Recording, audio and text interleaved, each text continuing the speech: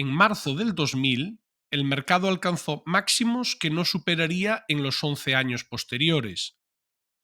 El SP500 cayó un 50% durante los 2 años siguientes, pero justo unos meses antes del máximo, los inversores pudieron advertir una importante señal de alerta sobre la economía estadounidense, que estaba debilitándose.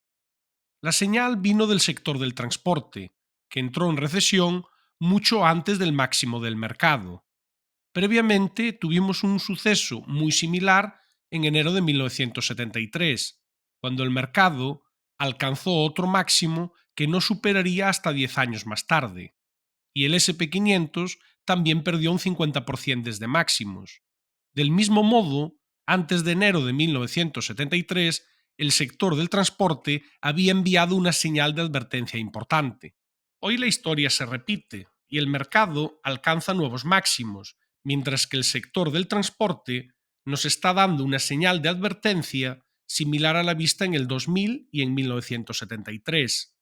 Por el contrario, los inversores han dejado de pronosticar una recesión como escenario potencial en 2024.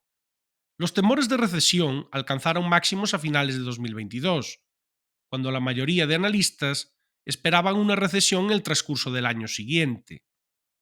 Dichas previsiones terminaron siendo erróneas, pero hoy en día los mismos analistas nos venden que las probabilidades de recesión han desaparecido.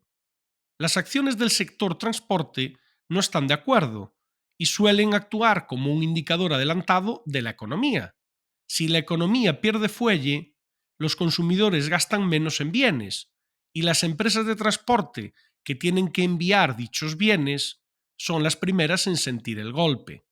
Hoy por hoy, con el sector del transporte comportándose un 15% peor que el SP500 desde principios de 2024, nos podríamos preguntar si estamos ante una señal como la vista en el 2000 y 1974, precedentes de dos de los crashes bursátiles más violentos de la historia. En primer lugar, estas no han sido las únicas señales adelantadas del sector del transporte, ya que hemos visto algo similar en 1989. Las acciones del sector estaban en severo retroceso en 1989 y 1990, justo antes de que el mercado de valores hiciera máximos y a continuación se desplomase un 20% durante la recesión de 1990. De nuevo, el sector del transporte nos proporcionó anticipadamente una señal clara de que la economía americana se estaba debilitando antes de que la recesión tuviera lugar. Esta es la teoría Dow y sugiere que cuando el mercado está batiendo nuevos máximos, como mostramos en junio de 1990, mientras el sector de transporte no acompañaba en dichos máximos, es probable que el mercado se gire a la baja, tal y como sucedió en aquel entonces, y representa una situación similar a la actual, en la que la bolsa de valores ha estado marcando nuevos máximos en todo 2024, aun cuando la media de las acciones del sector transporte sigue en descenso progresivo. En nuestra opinión, se trata de otra confirmación de que se aproxima una recesión, a diferencia de lo que manifiestan los analistas de Wall Street, que sugieren lo contrario, manifestando menor probabilidad de recesión. Desde mediados de 2023, nuestro convencimiento es que la probabilidad de recesión solo ha aumentado. Sin embargo, la teoría Dow no nos indica exactamente cuándo dicha recesión va a ocurrir, pero sí que la economía se está debilitando. Estas divergencias en 1970, 1990 y en el 2000 duraron de media unos 280 días. La divergencia actual comenzó en diciembre de 2023, hace 160 días. Si fuésemos a seguir el mismo patrón de los ejemplos anteriores, podríamos esperar que la divergencia dure hasta septiembre de 2024. Se trata de un horizonte temporal aproximado que hemos mencionado en varias ocasiones en este canal como posible inicio de una recesión. Además, no solo el sector del transporte nos está proveyendo de señales importantes. Las empresas sensibles al gasto en consumo han estado en retroceso. Esta gráfica nos muestra el comportamiento de las acciones sensibles al consumo con relación al resto de las acciones, y a lo largo de 2024 han entrado en caída libre.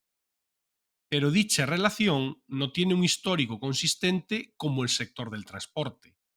Aún así, sabemos que durante las recuperaciones económicas, por ejemplo, las de 2009 y 2021, cuando la economía sale de una recesión, las acciones más sensibles al sector consumo superan al resto de las acciones por el fuerte incremento del gasto.